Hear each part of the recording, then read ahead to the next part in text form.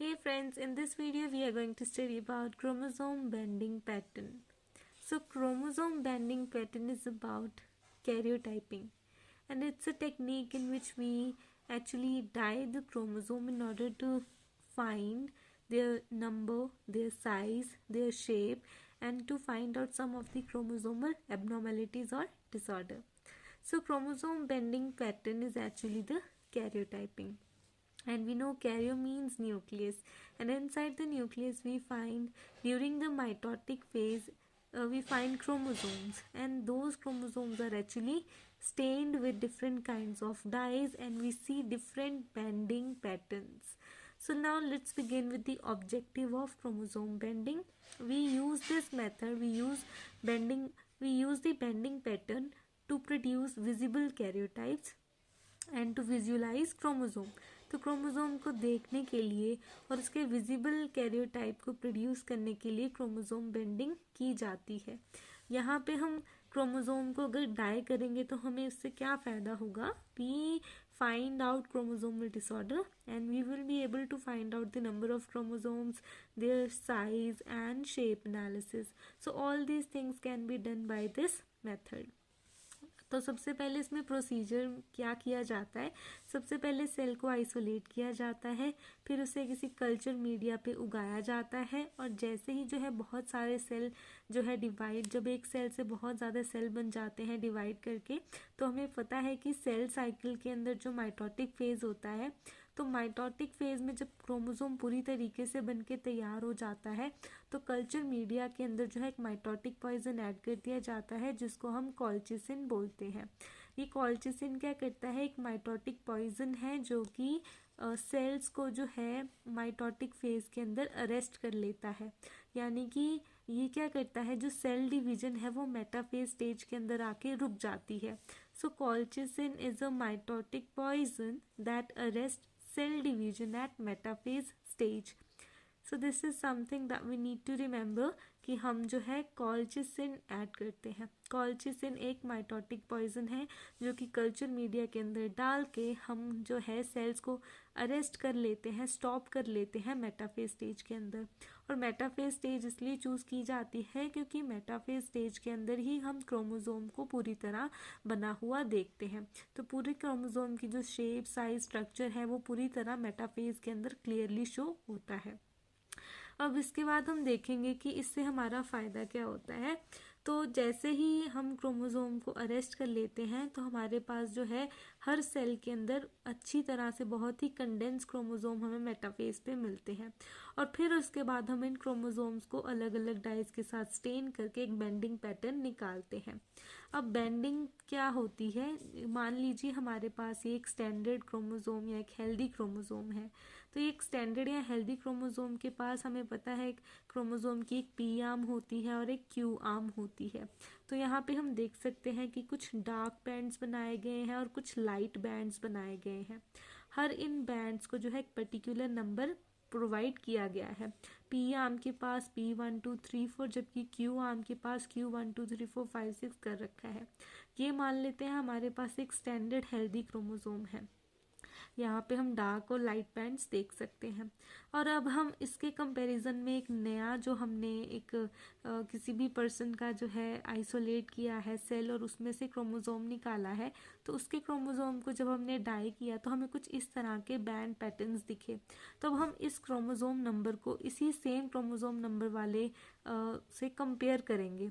मतलब एक standard healthy chromosome number को, जैसे मान लेते हैं ये क्रोमोसोम नंबर 6 है, तो हम chromosome standard healthy chromosome number 6 को कंपेयर करेंगे with a person's chromosome number 6. तो ये स्टैंडर्ड से हमें क्या दिखेगा? एक डिफरेंस दिखेगा कि यहाँ पे तो पी लाइंस तो पूरी कंप्लीट सेम है, लेकिन क्यू लाइंस में हम क्या देखते हैं? Q6 यहाँ पे एब्सेंट है.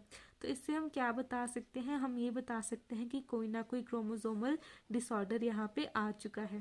तो इस तरह से हम क्रोमोसोमल डिसऑर्डर्स ढूंढते हैं using a karyotyping technique that is chromosome banding. तो यहाँ पे सबसे पहले बात करते हैं कि कितनी तरीके की क्रोमोसोम बेंडिंग प्रेजेंट होती है. टोटल मेनली जो है 4 तरीके की क्रोमोसोम बेंडिंग सबसे इम्पॉर्टेंट कंसिडर की जाती है, which is G banding, R banding, then we have Q banding and in last is the C banding.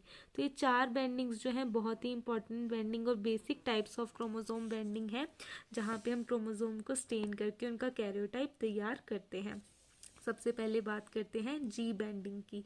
तो जी यहाँ पे डिनोट करता है जिम्सा डाई को। ये जो है जी बेंडिंग के अंदर जिम्सा डाई को इस्तेमाल किया जाता है। इसके लिए सबसे पहले क्या किया जाता है, हम जो है सेल को जो है ट्रिप्सिन के साथ ट्रीट करते हैं। Proteolysis with trypsin to digest extra protein. तो सेल में हम प्रोटीलिसिस डाल के प्रोटीलिसिस कर लेते हैं ट्रिप्सिन डाल के। ट्रिप्सिन एंजाइम जो है वो प्रोटीलिसिस कर लेता है, सारे एक्स्ट्रा प्रोटीन्स डाइजेस्ट कर लेता है।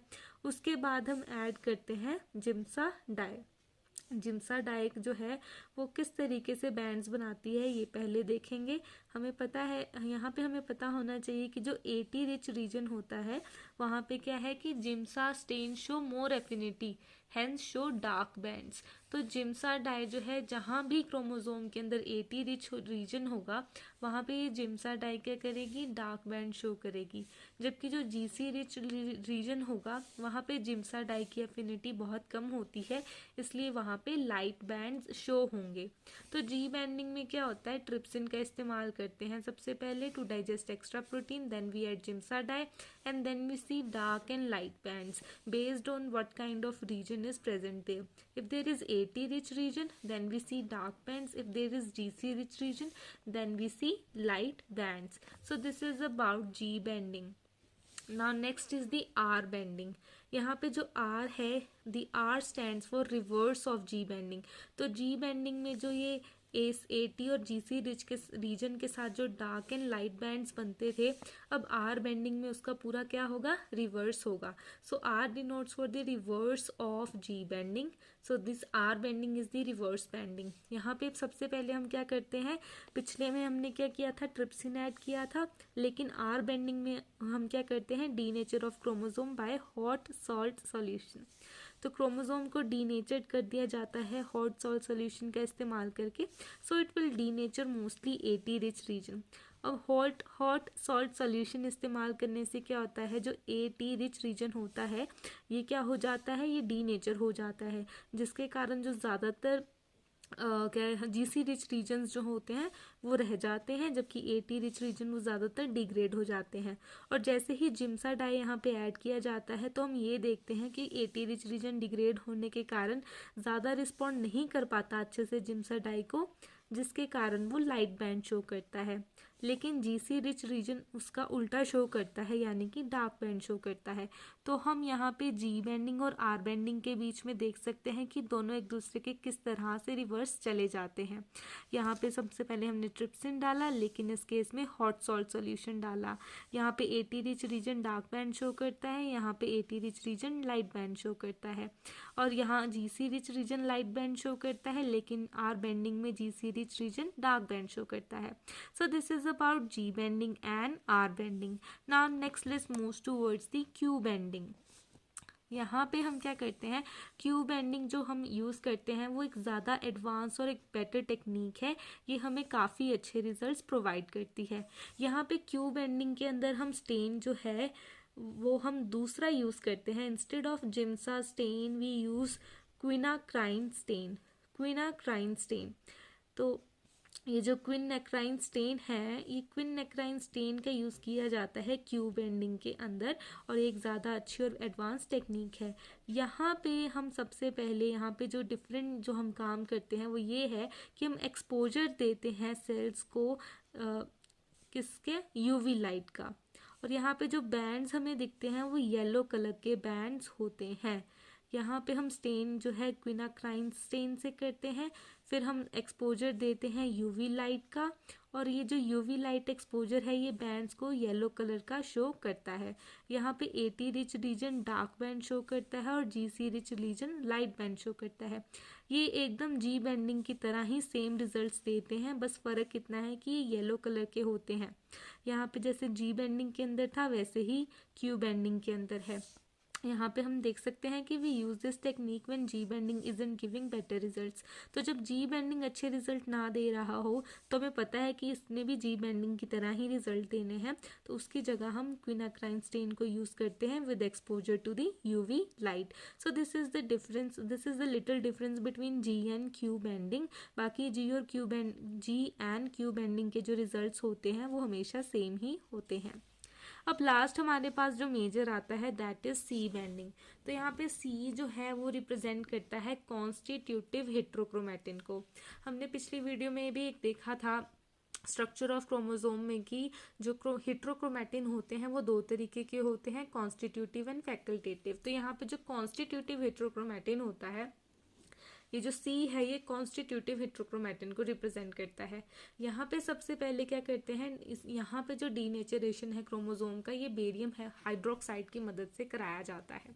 So denature of chromosome by barium hydroxide is done and after that we add the Giemsa dye and only dark bands appears and tell us about the constitutive heterochromatin region which is actually the inactive region of the chromosome। तो chromosome का जो constitutive heterochromatin region होता है that's the inactive region, और सिर्फ dark bands हमें दिखते हैं, यहाँ पे लाइट बैंड्स हमें नहीं दिखते। तो C banding is the only kind of banding where dark bands appears and there is no light band and we use barium hydroxide in order to denature chromosome. तो क्रोमोसोम को denature करने के लिए barium hydroxide का इस्तेमाल किया जाता है।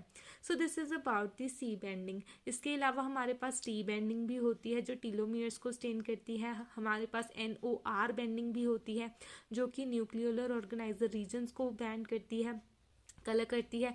बट बेंडिंग वहाँ पे जो है ये जो बेसिक चार बेंडिंग्स हैं which is GR QC bending, they are the major and basic types of bending.